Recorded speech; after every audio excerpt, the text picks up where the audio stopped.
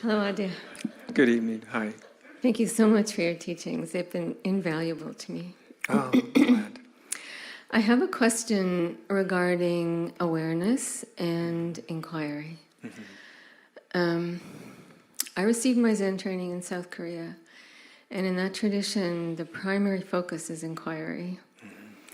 And my practice of inquiry brought me to a place of recognizing awareness and experiencing it as vast and empty and incredibly silent. Yeah.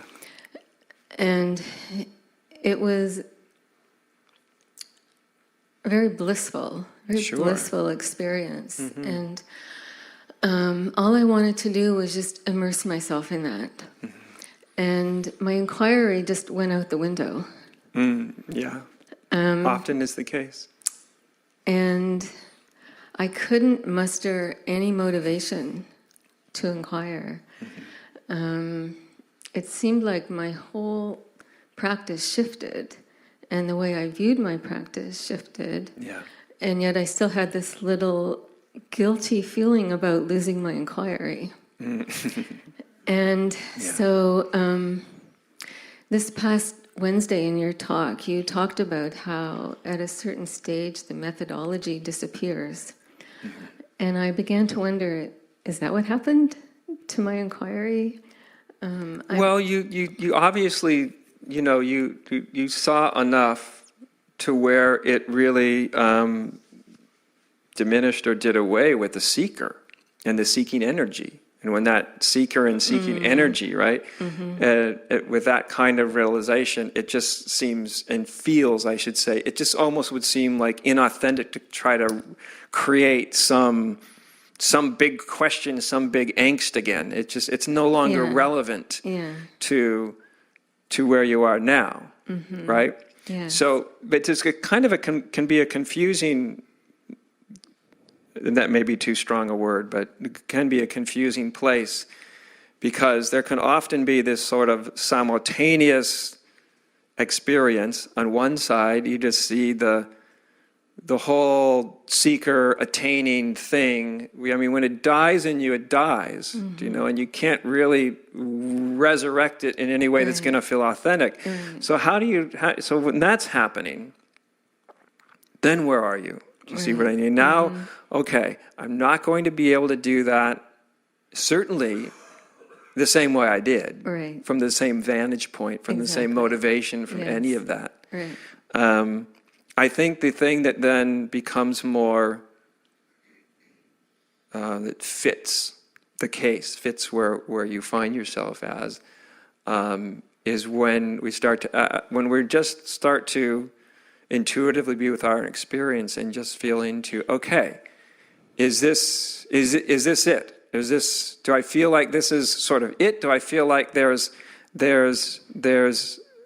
I intuitively feel like there's something more to see? What do I feel inside? Right? Because we can see that there's something more to see without without resurrecting the seeker and the angst and all that kind of stuff. So I think where you're at, the first question that I always have is, number one, how is it for you? I get that the seeker part and to create a new question that wouldn't feel relevant. What is relevant? What is alive? What is true for you now, where you find yourself to be? Well, there's still the sense of the separate self. And yet when I try to use inquiry, it's like being immersed in awareness. It's like that sense of self becomes much fainter. Yeah. And when I try to use inquiry, it's like sort of artificially bringing that back up again, and that doesn't feel right. Okay. And so I've been focusing on just simply letting go into that as much as I can. Yeah. And yet it somehow feels as though there should still be a little bit of focus somehow. Maybe it's just habitual after 35 years of being a diligent inquirer.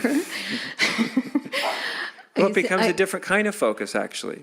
It goes from when you have an inquiry, when you have a specific question, an issue that you're looking at, that gives you focus, doesn't it? A type of focus. Yes. There's another, so when that's not there, there's a different way that focus shows up. The different way that focus shows up is just being vividly present as a whole, not focused down on something in particular. Right.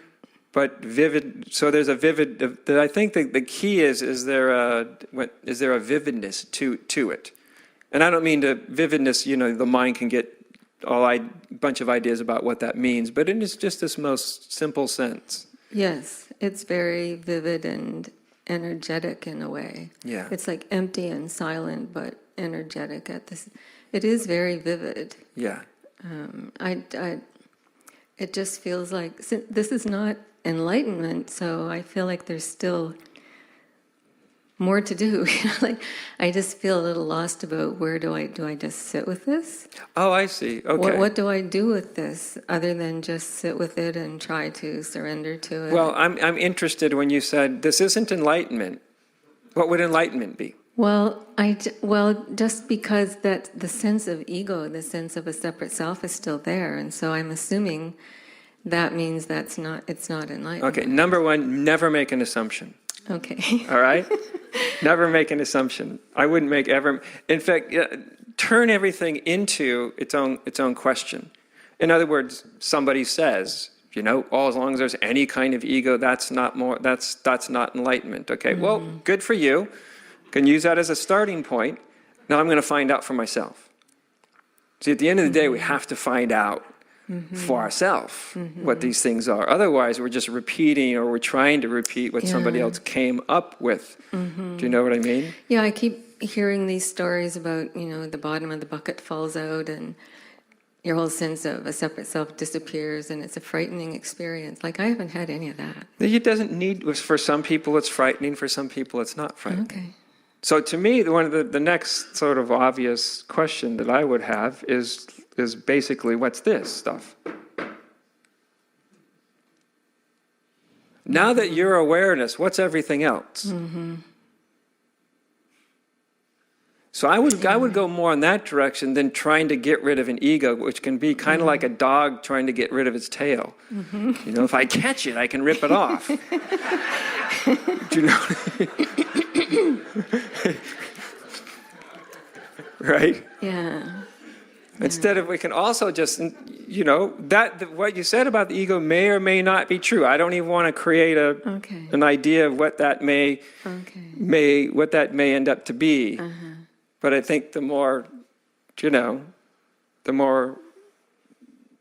obvious sort of thing would be, as I said, at some point we get the world down to a nice, manageable duality. Right? I'm awareness and everything else.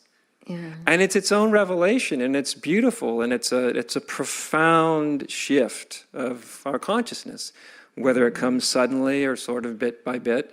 It's a profound and major alteration in the way we experience ourselves and life, right? So, but that gets us down to a nice, manageable duality, right? I'm the awareness or formless presence or whatever. Yeah.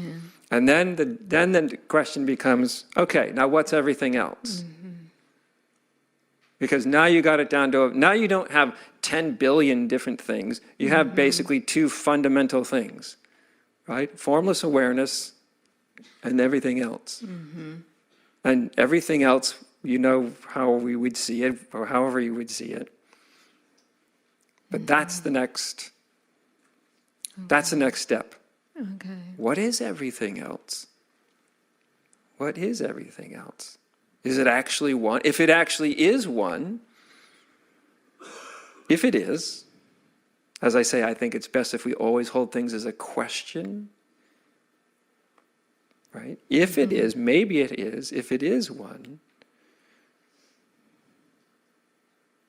then what is everything else here? What is this thing, this whole world that we call form? And that's different,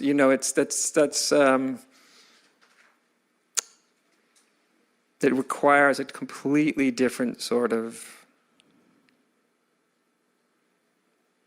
attitude, I think, than having a really focused question that you really, I don't mean to engender all that again, because I know that's just not where you are.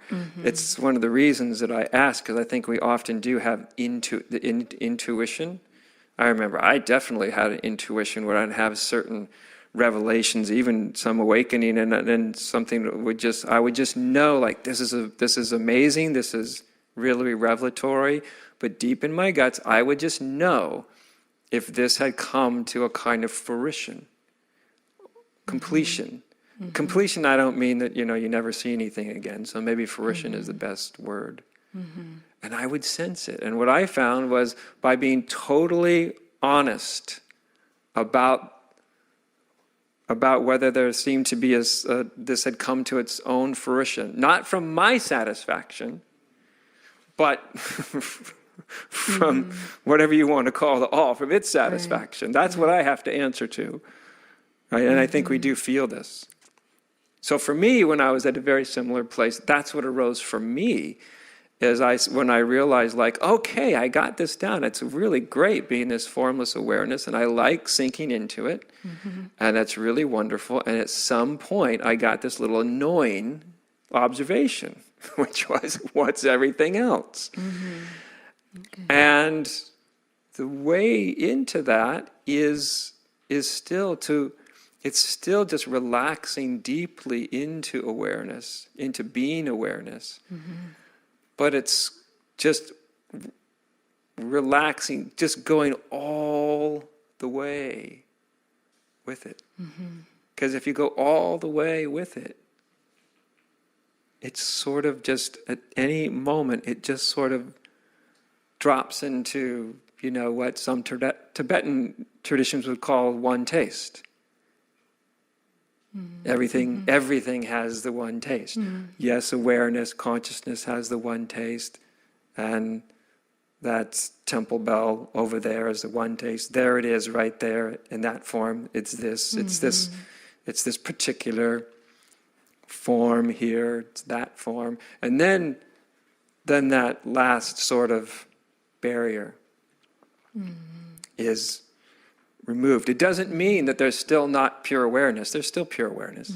That can still be experienced. But it can be experienced with the sort of the unity of things as well. Okay. And that's very helpful. But just sink into it. Sink into it. You don't have to grasp for it. You don't have to, like I said, once it kind of hits you, like, I wonder what everything else is. Once it kind of hits you, you can't really conveniently just forget about it easily. Okay. And then you don't necessarily need it like as a koan that you're really focusing on. It's just like an atmosphere underneath there. It's just something that's just, Okay.